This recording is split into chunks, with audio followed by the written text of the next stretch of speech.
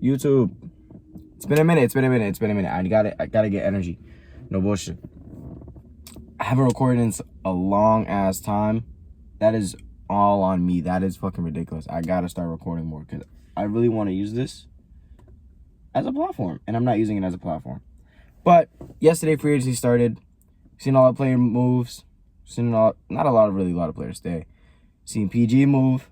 Seen Chris Paul get waived and then get signed a couple hours later. We've seen Isaiah Hartenstein move. We've seen Mikal Bridges get traded. We've seen Derrick Jones Jr. leave the Mavs. I'm pretty sure he went to the Clippers, which is very surprising. Who else? I don't know if I've said Isaiah Hartenstein, but if I did, I'm gonna say it again. Isaiah Hartenstein left. I'm pretty sure he went to the Thunder. Nicholas Batum declined his player option. Eric Gordon declined his player option. I forget if Eric Gordon got signed somewhere. I'm not going to say he did, but there's a part of me that's saying he did, and I think he got signed by Philly. But for that, we're going to be here to talk about one player in general, and then tomorrow we'll talk about a different player. And then tomorrow, the day after that, we'll talk about a different player. We're going to be talking about how this one player affects not one team, but the teams also around them. Because this Chris Paul trade, right? Well, Chris Paul waiving. Before any of this, when Chris Paul got waived, we then got a notification about how the Warriors were in talks with Zach LaVine, and the main deal was Andrew Wiggins and Chris Paul versus Zach LaVine. And yeah, that's pretty much it. Which I like the deal as a fan. I don't know if obviously the Warriors didn't like it because they're the ones that declined it. Because I kind of get why you declined the trade a little bit. Because with Zach LaVine, you're bringing in a scorer, but you're also going to lose a lot of defense in also that trade with giving up Andrew Wiggins.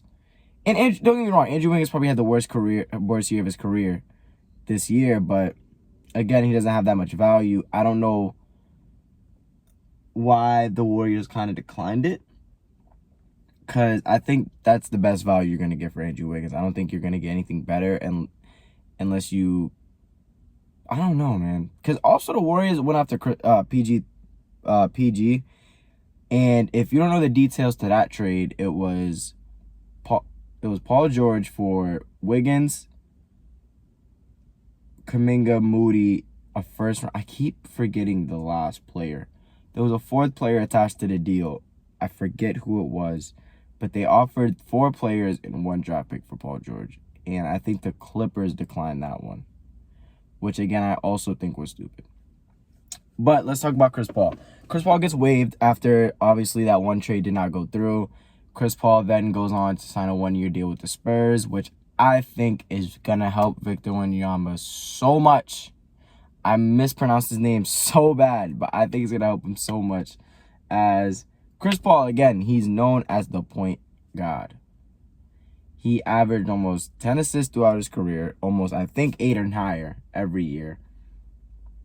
He knows the IQ of the game, and he knows where to put people in the best position to score. And a lot of clips that we were seeing from Victor's last season was he wasn't getting the ball in positions where we thought he should get the ball. There was a lot of lobs they missed. There was a lot of post-ups they missed when he had the better matchup. That Spurs team was just really all over the place. Now, do I think this Spurs team now has a chance to be in the playoffs? Maybe. Playing? Maybe. I don't know if they'll make the playoffs with this roster because other than Chris Paul and Victor Wembanyama, this squad is still very bad. I didn't watch the draft, so I'm not even going to say anything about who they drafted. I didn't watch the draft. I didn't know who was really in this year's draft. I'm not going to talk about it in general. Let me move my laptop because I had this here just in case I forgot some shit that needed to talk about. But I didn't.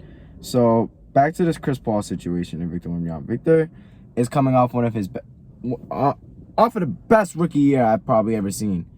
He could have won DPOY. I'm pretty sure he was averaging 2-point blocks, 1 steal. I'm pretty sure he was averaging somewhere near around 18, 20 points with, I think, a double-double, I think. I don't know how many assists he was averaging, but he had an historic rookie season. Historic. And that's good for him. But what happens when you're this young, obviously, is that you're not gonna get anything. You're not gonna get worse. You're just gonna get better. Now, adding someone like Chris Paul to a coach with Greg Popovich, I think Victor Wembanyama's ceiling is sky high right now. Chris Paul can teach him a lot. Greg Popovich is already teaching him a lot. Now, if Chris Paul doesn't, because Chris Paul, he's really just a facilitator. He doesn't want to score as much. He really just wants to pass. So Victor Wembanyama is going to be seeing the ball a lot, and he's going to get a lot of plays ran for him. And now with a point guard like Chris Paul, you don't have to worry about them not making that pass that they need to get to Victor. You don't have to worry about a point guard that can't make that lob. You don't have to worry about a point guard that can't make that pick and roll, that one pass. I'm forgetting the name of the pass, that pocket pass. You don't have to worry about a point guard that can't make that pocket pass to him. He can get the ball in many different situations. Now, do I think they're going to be a playoff team? No. I still think the West is too stacked. With PG leaving, but the Clippers still signing Derrick Jones Jr., I think that's a perfect spot for him to go to now that James Harden... I don't think James Harden is going to go anywhere. I think that team's going to stay the same other than just losing Russ and PG. Are they better than the Warriors right now? I think so. Who else? The Lakers, probably not. Nuggets, no. Suns, no.